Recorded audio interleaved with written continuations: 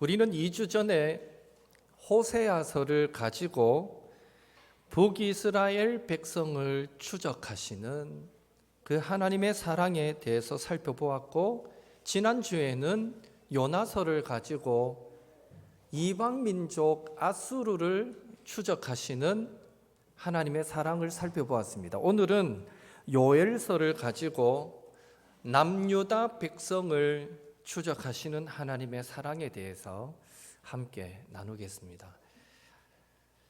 요엘 선지자가 활동하던 당시는 남유다에 전례가 없는, 전례를 찾아볼 수 없는 메뚜기 떼의 공격으로 인해서 고통을 당하고 있었습니다. 요엘 선지자는 그 메뚜기 떼의 피해를 이렇게 묘사합니다. 4절 7절 같이 읽습니다. 팥중이가 남긴 것을 메뚜기가 먹고, 메뚜기가 남긴 것을 느치가 먹고, 느치가 남긴 것을 황충이 먹었도다. 그들이 내 포도나무를 멸하며 내 무화과 나무를 긁어 말갛게 벗겨서 버리니 그 모든 가지가 하얗게 되었도다. 팥중이가 먹은 것을 메뚜기가 먹고, 메뚜기가 먹은 것을 느치가 먹고, 느치가 먹은 것을 황충이 먹었답니다. 무슨 말입니까? 여기에 팥중이는 원어로 핫가잠이라는 히브리어를 사용했는데, 이 말의 의미는 삼켜버리다 뜻입니다. 삼켜버리다. 그리고 메뚜기, 하르베라는 이 단어는 급속도로 증가하다 이런 뜻이고요. 그리고 느치, 하이알레크라는 단어는 갉아서 없애버리다 이런 뜻이고요. 그리고 황충, 헤하실이라는 단어는 개갈스럽게 먹어치우다 이런 뜻입니다.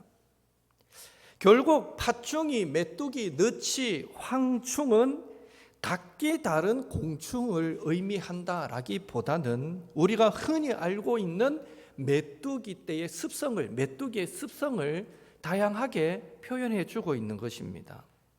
따라서 팥중이가 먹고 남긴 것을 메뚜기가 먹고, 메뚜기가 남긴 것을 느치가 먹고, 느치가 남긴 것을 황충이 먹었다. 이 말은 어마어마한 규모의 메뚜기 떼가 몰려와서 몇 날 며칠을 계속 농작물이고 풀이고, 풀이란 풀은 다 갉아먹고, 심지어 나무 껍질까지 다 갉아먹어서 완전히 황폐하게 되었다, 이런 의미가 되는 것입니다.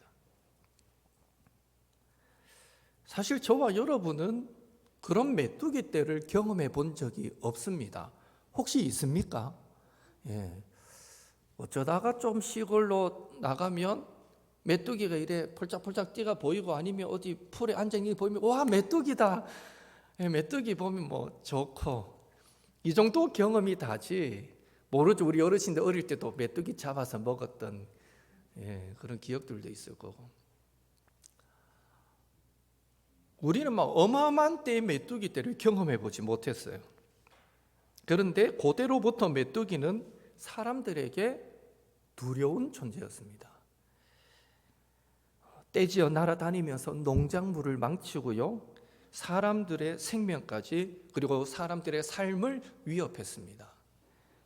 최근에 메뚜기 떼 피해 보고서를 이렇게 찾아보니까 2003년에 아프리카에 등장했던 사막 메뚜기 떼는, 그 메뚜기 떼의 길이가 얼마였을 것 같습니까? 추측해 보십시오. 얼마였을까? 메뚜기 떼의 그 길이가. 권사님, 얼마였을 것 같아요? 누구라도 한 사람이 말을 해보세요. 집사님, 메뚜기 떼의 길이가 어느 정도 길었을 것 같아요?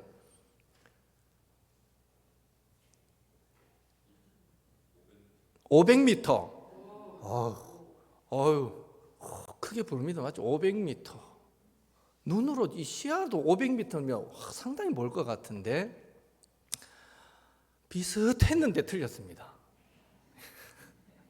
그 길이는 2003년도에 아프리카에 나타난 메뚜기 떼의 그 전체 길이는 500km였습니다. 그러니까 그 메뚜기 숫자가 얼마나 많았으면 서울에서 부산까지 전체를 덮을 만큼의 메뚜기 떼가 날아다녔습니다. 소름 끼치죠. 생각만 해도 소름 끼칩니다. 그리고 좀 더 가까운 2020년에는 아프리카에, 또 역시 아프리카에 이 사막 메뚜기 떼가 기승을 부렸는데, 그때는요 그 길이가 60km, 그 너비는 40km. 그러니까 웬만한 지역은 다 덮어버리는 거죠. 새까맣게. 그때 메뚜기 떼의 숫자를 대략 곤충학자들이 추산합니다. 약 4천억 마리 정도 되었을 것이다 정도 추산하고요. 그때 피해 규모는요, 그 메뚜기 떼가 확 날아다니는데 그 피해 규모는 하루에 약 3만 5천 명이 먹을 수 있는 식량을 갉아먹었다고 합니다. 메뚜기 떼가 지나가면 곡식이고 풀이고 모두 갉아먹어버리는 것입니다. 말 그대로 재앙이죠. 재앙. 이런 메뚜기 재앙이 요엘 시대의 유다 땅을 휩쓸고 지나갔던 것입니다. 당시 남유다의 구체적인 메뚜기 떼 피해 상황을 또 요엘은 이렇게 우리에게 자세하게 설명합니다. 성경이 웬만한 거는 너무 자세하게 기술 안 하거든요. 그 당시는 이런 양피지나 파피루스나 너무 그런 것이 귀해가지고 꼭 전해야 될 말들을 핵심적으로 기록하는 어떤 그런 습성이 있었습니다. 그런데도 이렇게까지 자세하게 묘사했다는 것은 그 당시 이 남유다 백성이 메뚜기 떼로 인해서 당했던 고통이 실로 어마어마했다라는 것을 분명히 우리에게 말해주는데요. 10절에서 12절 또 같이 읽습니다. 밭이 황무하고 토지가 마르니 곡식이 떨어지며 새 포도주가 말랐고 기름이 다하였도다. 농부들아 너희는 부끄러워할지어다. 포도원을 가꾸는 자들아 곡할지어다. 이는 밀과 보리 때문이라. 밭의 소산이 다 없어졌음이로다. 포도나무가 시들었고 무화과나무가 말랐으며 석류나무와 대추나무와 사과나무와 밭의 모든 나무가 다 시들었으니 이러므로 사람의 즐거움이 말랐도다. 메뚜기 떼가 지나가고 남은 것이 하나도 없으니까 사람들이 기쁨을 모두 잃어버린 거예요. 사람들의 얼굴에 즐거움이 없는 거예요. 모두 다 초상집과 같다는 거죠. 심지어 13절에 보면 성전에서 소제와 전제의 제사도 더 이상 드릴 수 없게 되었습니다. 소제는요, 밀가루 같은 곡식을 갈아서 그것을 불태워서 드리는 제사이고요. 전제는 다른 제사와 더불어 드리는데 그 제사 위에 포도주를 부어서 그 불을 꺼트려 하얀 연기가 올라가도록 하는 제사입니다.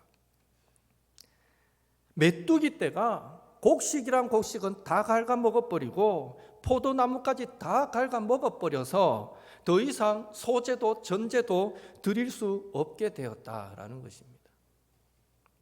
왜 유다 백성은 이런 재앙을 경험해야만 했을까요? 왜 하나님은 유다 백성에게 이런 재앙을 내리셔야만 했습니까? 요엘 선지자는 이 두 개의 말씀으로 그 이유를 우리에게 말해줍니다. 첫째, 유다 백성이 방탕함에 빠져 있었기 때문입니다. 1장 5절 같이 읽습니다. 취하는 자들아 너희는 깨어 울지어다. 포도주를 마시는 자들아 너희는 울지어다. 이는 단 포도주가 너희 입에서 끊어졌음이니.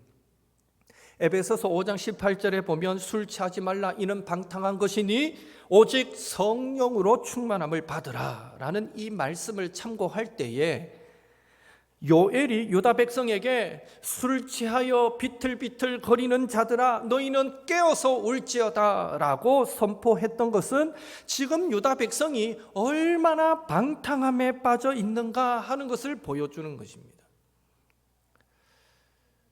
둘째로 유다 백성이 우상 숭배에 빠져 있었기 때문입니다. 요엘서 2장 27절 같이 읽습니다. 그런즉 내가 이스라엘 가운데에 있어 너희 하나님 여호와가 되고 다른 이가 없는 줄을 너희가 알 것이라. 내 백성이 영원히 수치를 당하지 아니하리로다. 이 말씀은 회복의 말씀입니다. 회복의 말씀. 하나님께서 유다 백성을 회복시키는 날에는 유다 백성들이 뭐라고 고백한다는 거예요? 하나님 외에는 다른 신이 없습니다 라고 고백한다는 것입니다. 그것을 깨달아 알게 된다는 것입니다. 이 말인즉슨 그렇다면 회복하기 이전에 하나님의 심판을 받아 마땅했던 그때의 유다 백성의 상태는 어떠했다는 것입니까? 오직 하나님만 섬기지 않고 하나님과 우상을 겸하여 섬겼다라는 것입니다. 다시 말해 회복 이전에는 우상 숭배에 빠져서 하나님을 향한 형식적인 예배만 드렸다, 그런 제사만 드렸다라는 의미가 된다는 것이죠. 요엘 선지자가 활동하던 그 당시에 유다 왕은 요아스였습니다. 요아스, 유다의 8대 왕입니다. 그때의 정치 역사적 상황은 매우 혼란스러웠습니다. 열왕기하 8장에서 12장을 읽어보시면 그때의 상황을 잘 설명해 주고 있는데요. 유다의 4대 왕이었던 여호사밧은 북이스라엘의 아합 왕과 아주 두터운 친분 관계가 있었습니다. 예부터 친구 잘 사귀어야 된다 이런 말이 있는데요. 여러분도 자녀 키울 때 친구 잘 사귀어야 된다 이런 말 해보셨죠? 이 여호사밧 왕이 친구를 잘 사귀어야 되는데 하필이면 바알과 아세라 우상을 섬기는 아합을 친구로 뒀습니다. 그리고 워낙 친하다 보니까 그 바알과 아세라 우상을 섬기는 아합과 그의 아내 이세벨, 그 둘 사이에 낳은 딸 아달랴를 이 여호사밧이 자신의 아들 여호람과 결혼시켜 버립니다. 결혼으로 남유다와 북이스라엘이 동맹관계를 맺게 되죠. 그 후에 때가 되어 여호사밧은 죽고 이제 그 아들 여호람이 왕이 됩니다. 5대 왕으로 즉위하자 그의 아내 아달랴, 아합과 이세벨의 딸이었던 그의 아내 아달랴가 그의 어머니 이세벨이 북이스라엘 땅에 아합에게 시집 오면서 자기가 살던 시돈 지역의 바알과 아세라 그 신을 갖고 와서 이 북이스라엘 온 땅에 바알과 아세라를 섬기는 그런 우상 숭배가 만연해지도록 만든 장본인이 이세벨인데, 이 아달랴는 그의 어머니를 본받아서 남유다로 시집 와서 자기 남편 여호람이 왕이 되었을 때에 이 유다 온 땅에 자기 어머니처럼 바알과 아세라를 섬기는 우상 숭배가 만연하도록 만들어 버립니다. 그렇게 여호람과 아달랴 사이에서 이제 제6대 왕이 될 아하시아가 태어나는데요. 이 아하시아 역시 나중에 왕으로 되었을 때에 6대 왕으로 이제 즉위했을 때에 그는 그의 어머니 아달랴의 영향을 너무너무 많이 받습니다. 그래서 이 아하시아 역시 바알과 아세라를 섬기는 우상 숭배에서 떠나지 못합니다. 그리고 그 어머니가 북이스라엘에서 왔으니까 자꾸 이 아들 아하시아를 북이스라엘 그 왕과 친하게 만듭니다. 그래서 역시 아시아 역시 이스라엘 왕과 가깝게 지내었고, 하루는 그 북이스라엘 왕을 방문하러 갔다가 거기에서 예후라는 사람에 의해서 살해를 당하게 됩니다. 그렇게 죽임을 당하죠. 이 아하시아가 죽자 그럼 당연히 이제 아하시아의 아들이 남유다의 왕이 되어야 되는데, 이 아달랴라는 이 여자가 자기 아들이 죽었는데 자기가 왕이 되려고 자기 손자들을 다 죽여버립니다.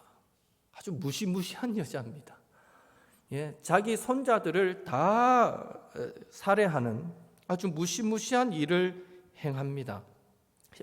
아예 막 씨를 말라버리려고 하는데, 그 참혹한 살해 현장에서 그 당시에 대제사장이었던 여호야다가 이제 막 태어난 갓난 아기인 요아스만을 극적으로 구출해서 성전에서 숨겨서 양육하게 됩니다. 그리고 약 7년의 세월이 흐릅니다. 아달랴가 지 마음대로 나라를 막 풍지박산으로 만들고 있을 그 7년 동안 이제 이 요아스는 자라는 거죠. 그래서 7년 후에 드디어 요아스가 7살 되었을 때에 유다의 8대 왕으로 추대되고 옹립되는 과정에서 이 유다를 쑥대밭으로 만들었던, 바알가세라를 숭배하게 만들었던 아달랴는 이 요아스가 왕이 될 때에 살해당하게 됩니다. 그렇게 대제사장 여호야다의 도움으로 이 왕위에 오른 요아스는 40년 동안 유다를 다스리는데요, 그 정권 초기에는 대제사장 여호야다의 그 영향을 많이 받았고, 그의 영향을 받아서 종교 개혁도 일으켰고 신앙적인 바른 노선을 걷게 됩니다. 문제는 대제사장 여호야다가 죽자 이 신앙의 길을 버리고 그도 여호와를 떠났으며, 심지어 그의 스승이었던, 자기를 왕으로 키워주고 왕으로 세워주었던 그 여호야다의 아들 스가랴 제사장이 하나님의 영에 감동되어서 이 요아스 왕에게 와서 당신이 지금 하나님을 떠나서 우상 숭배하는 것이 잘못되었습니다 라고 그렇게 지적해 주었을 때에 이 요아스 왕은요, 그 스가랴 제사장을 성전뜰 안에서 돌로 쳐서 죽여버립니다. 그런 잔혹한 일까지 행하게 됩니다.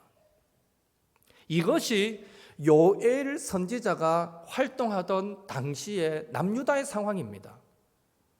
그래서 하나님은요, 선지자를 보내서 경고해도 듣지 않고 심지어 스가랴 제사장까지 보냈지만 막 듣기 싫다고 돌로 쳐서 죽여버리고, 이러니 이만큼 부패하고 영적으로 타락한 이 요아스 왕과 유다 백성을 가만히 내버려 두실 수가 없었던 것입니다.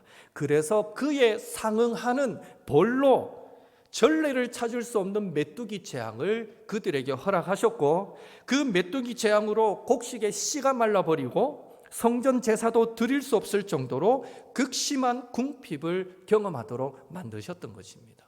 하나님이 그냥 이런 벌을 주셨겠습니까? 그 벌을 받을 만하니 하나님이 그만큼 기다리셨는데도 갈수록 타락하고 범죄하니 그렇게 벌을 내리신 것이죠. 말라기 1장 10절을 같이 읽습니다. 만군의 여호와가 이르노라, 너희가 내 제단 위에 헛되이 불사르지 못하게 하기 위하여 너희 중에 성전 문을 닫을 자가 있었으면 좋겠도다. 내가 너희를 기뻐하지 아니하며 너희가 손으로 드리는 것을 받지도 아니하리라.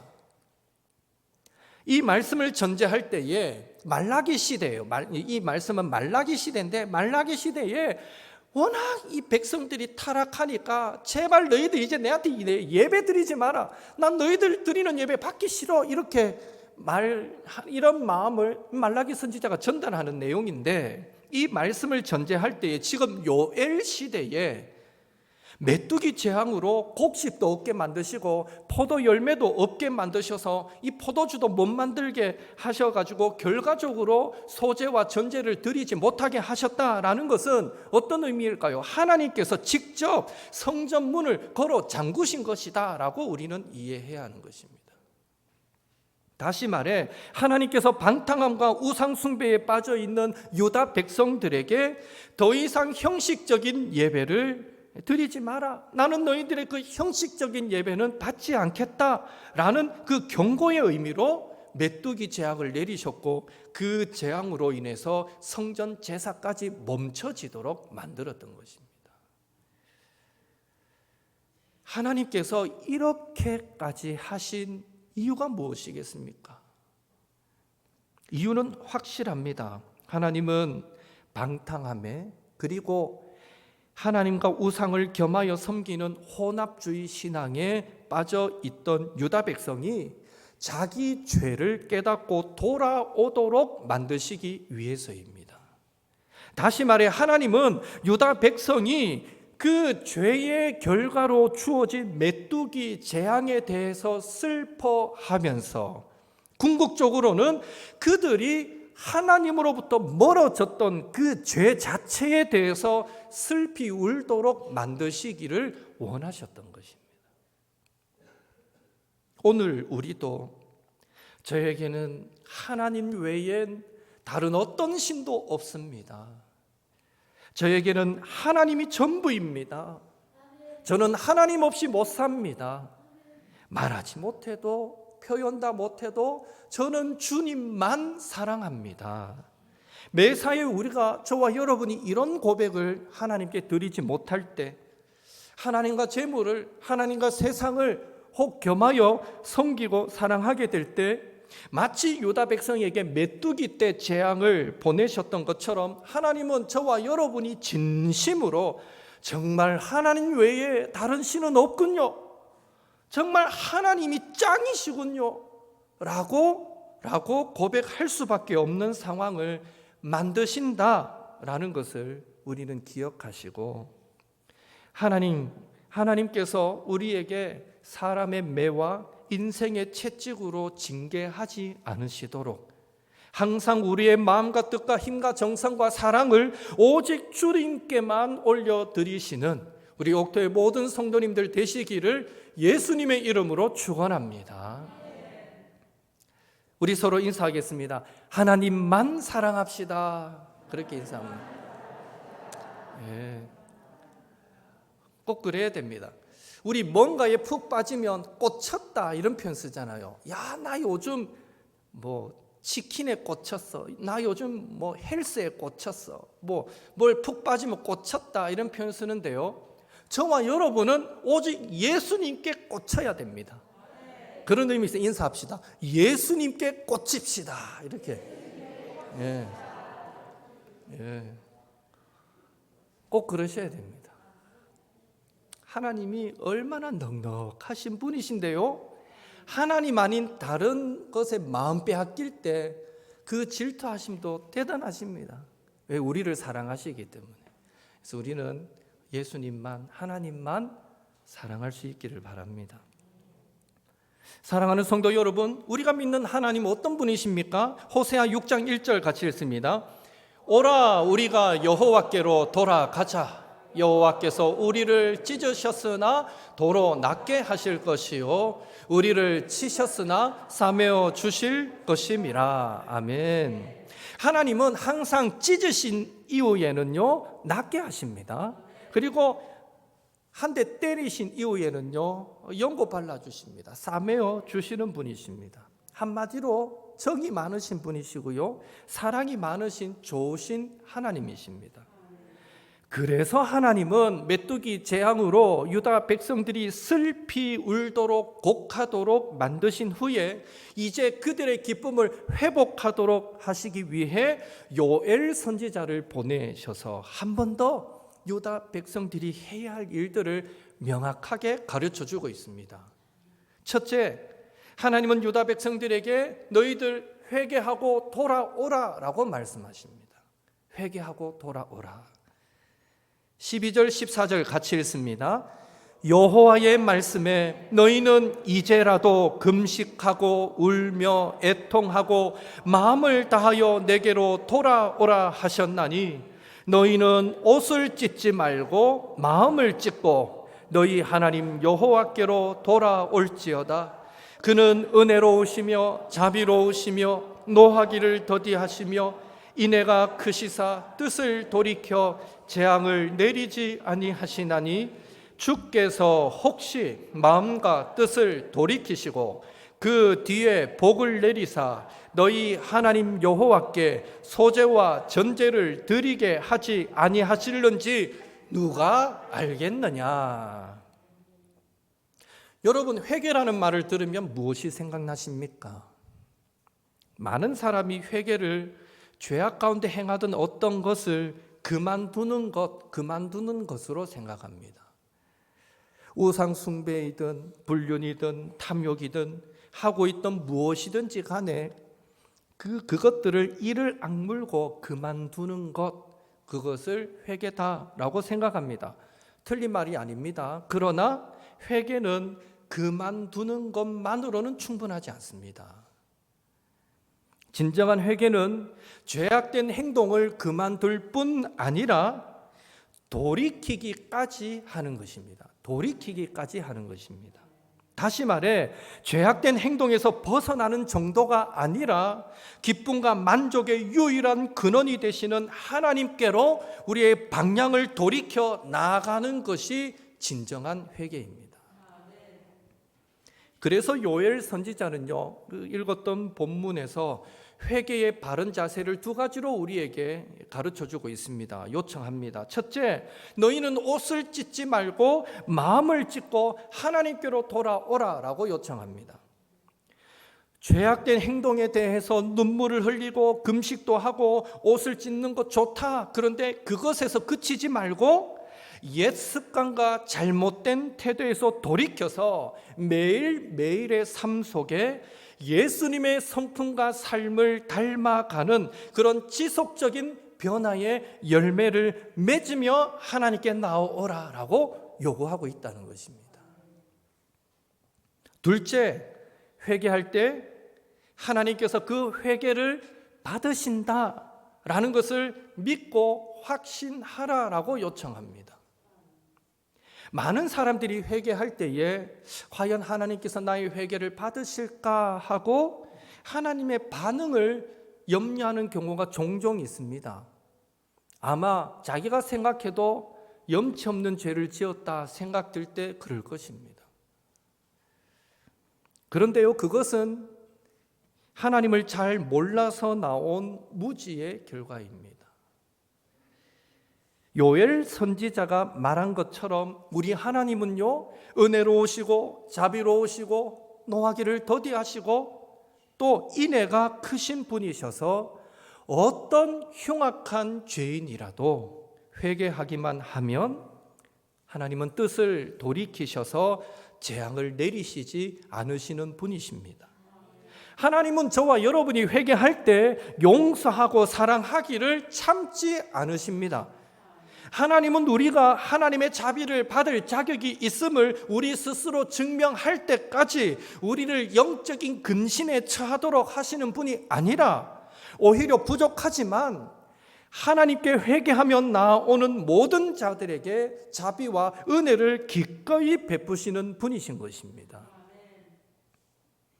그러면 누가 어떤 사람이 회개해야 합니까? 요엘서 2장 16절 같이 읽습니다. 백성을 모아 그 모임을 거룩하게 하고 장로들을 모으며 어린이와 젖 먹는 자를 모으며 신랑을 그 방에서 나오게 하며 신부도 그 방에서 나오게 하고. 여기에 보면 요엘 선지자는 회개의 대상의 장로들, 심지어 어린이와 젖 먹는 자들, 그리고 신랑, 신부까지 넣으라 라고 말씀하고 있습니다. 무슨 말입니까?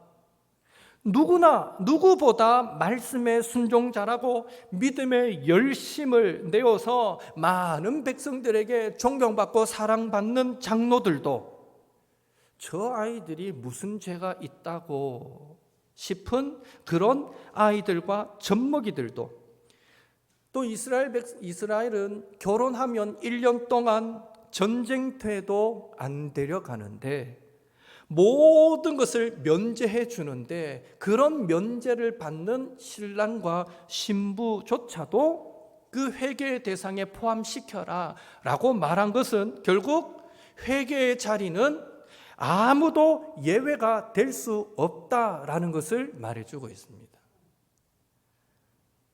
바울도 말했습니다. 모든 사람이 죄를 범하였음에 하나님의 영광에 이르지 못하더니. 육신을 입고 이 땅을 살아가는 사람 중에 죄인 아닌 사람은 한 사람도 없습니다. 경중의 차이만 있을 뿐 모두 죄를 지으며 살아가는 것입니다. 그러니 오늘 제가 회개를 강조하는데 이 회개는 나와 그다지 상관이 없다라고 생각하면 안 됩니다. 그런 생각이 교만입니다. 회개는 매일매일 우리의 삶에 이루어져야 할 거룩한 변화의 열매입니다. 그런 의미에서 우리도 매일의 삶에 요엘 선지자의 그 요청처럼 옷이 아니라 우리의 마음을 찢어서 하나님께로 돌아가는 회개의 삶을 살아서, 즉 옛습관과 잘못된 태도에서 돌이켜 지속적으로 예수님의 성품과 삶을 닮아가는 그런 변화의 열매를 많이 맺어서 은혜로우시고 자비로우시고 노하기를 더디하시고 인애가 크신 그 하나님의 용서와 사랑도 날마다 경험하며 살아가시는 저와 여러분이 될 수 있기를 예수님의 이름으로 축원합니다. 회개는 매일매일 우리의 삶에 이루어져야 합니다. 그것은 예수님을 닮은 성품과 그 삶으로 변화되어지는 열매로 나타나야 합니다. 그럴 때 우리 하나님도 그때그때마다 사랑하시고 용서하시는 은혜들을 베풀어 주십니다. 마지막으로 생각해 볼 것은, 그렇다면 이 회개의 결과가 무엇인가라는 것이죠. 첫째, 회개할 때 하나님은 재앙을 물러가게 하십니다. 요엘서 2장 20절 같이 읽습니다. 내가 북쪽 군대를 너희에게서 멀리 떠나게 하여 메마르고 적막한 땅으로 쫓아내리니 그의 앞에 부대는 동해로 그 뒤에 부대는 서해로 들어갈 것이라. 상한 냄새가 일어나고 악취가 오르리니 이는 큰 일을 행하였음이니라 하시리라. 여기에 북쪽 군대는 하나님께서 유다 백성을 심판하실 때 사용하신 그 메뚜기 떼를 의미합니다. 회개할 때에 하나님은 심판의 뜻을 돌이키셔서 메뚜기 떼를 멀리 가도록 하시겠답니다. 메뚜기 재앙이 물러가도록 하시겠답니다. 즉 닥쳐왔던 그 고난과 어려움이 사라지도록 만들어 주시겠다라고 말씀합니다. 회개할 때요. 둘째로, 회개할 때 하나님은 삶을 회복시키십니다. 요엘서 2장 23절에서 24절 같이 읽습니다. 시온의 자녀들아, 너희는 너희 하나님 여호와로 말미암아 기뻐하며 즐거워할지어다. 그가 너희를 위하여 비를 내리시되 이른 비를 너희에게 적당하게 주시리니 이른 비와 늦은 비가 예전과 같을 것이라. 마당에는 밀이 가득하고 독에는 새 포도주와 기름이 넘치리로다. 아멘. 이른 비와 늦은 비, 즉 필요 적절한 은혜를 베푸셔서 이전처럼 마당에는 밀이 가득하고 항아리에는 포도주와 기름이 가득하게 하시겠다는 것입니다. 마치 모든 것을 잃었지만 끝까지 하나님을 향해 원망하지 않고 인내했던 그 욥에게 하나님께서 마지막에 자녀도 물질도 2배로 축복해 주셨듯이, 회개할 때에 하나님은 가정과 일터를 이전에 좋았던 시절처럼 회복시켜 주시고, 더 나아가 이전보다 더 나은 상태로 회복시켜 주시겠다라고 말씀하고 계시는 것입니다. 셋째로, 회개할 때 하나님은 성령님을 부어주십니다. 요엘서 2장 28절 같이 읽습니다. 그 후에 내가 내 영을 만민에게 부어주리니 너희 자녀들이 장래일을 말할 것이며 너희 늙은이는 꿈을 꾸며 너희 젊은이는 이상을 볼 것이며. 이 말씀은 사도행전 2장에 보면 오순절에 예수님이 제자들이 마가다락방에 모여 기도할 때에 그들에게 성령이 불의 혀같이 갈라지는 그런 역사가 일어나게 되고, 그 성령의 기름 부으심으로 말미암아 그 기도하던 사람들이 각각 다른 나라의 말로 방언으로 기도하게 됩니다. 그때 그것을 본 어떤 사람들이 술에 취했다라고 조롱하였을 때 베드로가 우리가 술에 취한 것이 아닙니다 하면서 인용했던 말이 바로 이 요엘서 2장 28절입니다. 성도가 회개하고 기도할 때 하나님은 그 마음이 성령으로 충만하게 하시고 성령의 은사도 부어주시는 것입니다. 즉 회개하고 기도할 때 하나님께서 새 마음과 새 영을 부어주셔서 이 땅을 살아갈 때에 주님의 순결한 신부로서 죄악을 이기고 승리하며 살도록 만들어 주신다는 것입니다. 이게 회개의 축복입니다. 매일의 삶에 회개에 합당한 열매를 맺음으로써 재앙도 물러가게 하시고 우리의 삶도 회복시키시고 성령을 부어주셔서 이 세상을 이기고 승리하도록 하시는 그 하나님의 축복을 온전히 받아 누리시는 우리 모든 주의 백성들 되시기를 예수님의 이름으로 축원합니다.